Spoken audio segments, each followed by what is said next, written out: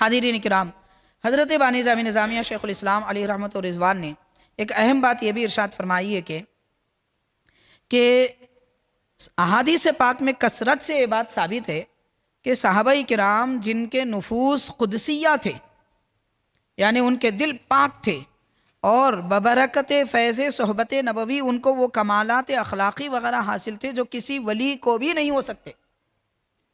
یعنی صحابہ کرام سرکار کی صحبت میں رہے، اس وجہ سے ان کو وہ نعمتیں ملی ہیں کہ دنیا میں کسی بڑے اللہ والے کو بھی نہیں مل سکتے. وہ غوث ہوں، قطب ہوں، ابدال ہوں، کوئی بھی ہوں، سب کا درجہ صحابی سے کم ہے. وہ صحابی جو ایک لمحے کے لیے بھی حضور کو دیکھے ہیں، ایمان لائے ہیں، اور ان کا وصال ہو گیا، دنیا سے چلے گئے. تو ایسے صحابی کے متعلق بھی کہا جا رہا ہے اولیاء بھی ان کے درجے کو نہیں پہنچ سکتے. اور حاضرین، حضرت شیخ الاسلام بانی جامع رحمۃ اللہ علیہ فرماتے ہیں، کیا ان بزرگوں کی نسبت یہ خیال ہو سکتا ہے کہ بغض اور کینہ اور رذیل اخلاق ان میں پائے جاتے ہوں؟ مطلب جو لوگ کہہ رہے ہیں، من گھڑت قصے بنا لیے ہیں لوگ، صحابہ اہل بیت لڑتے تھے، انہوں نے ان کو قتل کیا، انہوں نے ان کو قتل کیا، یہ من گھڑت قصے ہیں، یہ بنا لیے ہیں لوگوں نے. صحابہ کرام کی، اہل بیت کی شخصیتوں اور ان کے بارے میں بدگمانیاں پیدا کرنے کے لیے. ان کو کیا فائدہ ہوگا؟ دین کے دشمنوں کو کیا فائدہ ہوگا؟ دین کے دشمنوں کو بس ایک ہی چاہیے، مسلمان نہ رہیں، وہ یہی چاہتے ہیں. تو اس کے لیے ایک ہر بار اختیار کیا گیا، کہانیاں بنا لیے، اہل بیت صحابہ سے لڑتے، صحابہ اہل بیت سے لڑتے، وہ ایک دوسرے سے نفرت کرتے، انہوں نے ان کو مارا، انہوں نے ان کو مارا، یہ قصے کہانیاں بنا لیے. اور ایسے قصے گوئیاں آج کل لوگ چلا رہے ہیں. تو کیا ہوگا؟ آپ غور کیجئے. مان لیجئے، ایک مثال دے رہا ہوں میں، آپ جس امام کے پیچھے نماز پڑھتے ہیں، آپ کو معلوم ہوا کہ اس مسجد کے امام صاحب کسی دوسرے شخص سے لڑے، اگلے دن آپ بولیں گے میں ان کے پیچھے نماز نہیں پڑھتا، انہوں گالی دے رہے تھے. مطلب یہ ہوا کہ آپ اپنے زمانے کے ایک اپنے جیسے امام جو شکل و صورت میں آپ کے جیسے ہیں، آپ کے ساتھ اٹھتے بیٹھتے کھاتے پیتے ہیں، ایک بار گالی دیے تو ان کے پیچھے نماز نہیں پڑھتے. پھر صحابہ کرام آپ کے دلوں میں اگر برے ہو جائیں نعوذ باللہ، تو پھر قرآن پہ آپ کا بھروسہ کہاں رہے گا؟ حدیث پہ کہاں بھروسہ رہے گا؟ جبکہ قرآن اور حدیث حضور کے ذریعے ان صحابہ کے ذریعے تو پہنچائے، ان کے ذریعے تابعین کے ذریعے تابعین، ان کے بعد ائمہ دین، مجتہدین، اولیاء، صالحین، علماء. ایک کڑی ہے، ایک سلسلہ ہے، ایک چین ہے.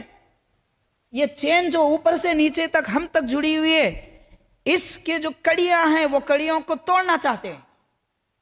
جب ایک کڑی چین میں نکل جائے گی، زنجیر سے نکل جائے گی، ساری زنجیر بیکار ہو جائے گی، آنے والی قوم تباہ ہو جائے گی، ہم بھی تباہ ہو جائیں گے. یہ ایک بڑی سازش ہے. اس لیے یہ دین کے دشمنوں نے اہل بیت اور صحابہ کرام کو ٹارگٹ کیا، ان کی اچھائیاں چھپا دی، ان کی برائیاں ظاہر کرنے لگے. تو حاضرین کرام، ایسے ایمان کے لٹوروں کی تقریریں سننے سے بچیے، ڈریے، کہیں ایمان کا خاتمہ نہ ہو جائے، ایمان چھین نہ لیا جائے. اس لیے حضرت بانی جامع نظامیہ شیخ الاسلام رحمۃ اللہ علیہ کتابیں لکھ دیے کہ ہماری قوم کا ایمان محفوظ رہے.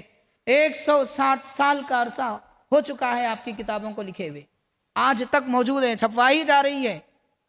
ہم یہ چاہتے ہیں کہ حضرت کا پیام ہماری قوم تک پہنچ جائے، کیونکہ یہ فتنوں کا دور ہے، سوشل میڈیا کا دور ہے، لوگ گمراہی میں تباہ ہو رہے ہیں. جس کی تقریر آئی سن لیے، جس کا پوسٹ آیا پڑھ لیے، صحیح سمجھ لیے. دین اتنا آسان نہیں ہے صاحب. پھر ہم جس سے چاہے ایمان لے لیں گے، جس سے چاہے دین کی بات لے لیں گے. تحفظ کیجئے اپنے ایمان کا، سوچ سمجھ کر لیجئے جو لینا ہے. تو ہمارے اکابر اور بزرگوں نے ہمارے دین کے تحفظ کی خاطر یہ ساری نصیحتیں ہم کو فرمائے. تو ارشاد فرماتے ہیں کہ جن کو حضور کی صحبت بابرکت سے اتنے دل ان کے پاک کیے گئے، کیا ان کے بارے میں ہم یہ سمجھ سکتے ہیں کہ وہ آپس میں بغض، کینہ، حسد رکھتے تھے؟ نعوذ باللہ، نعوذ باللہ. کیسے ہو سکتا ہے؟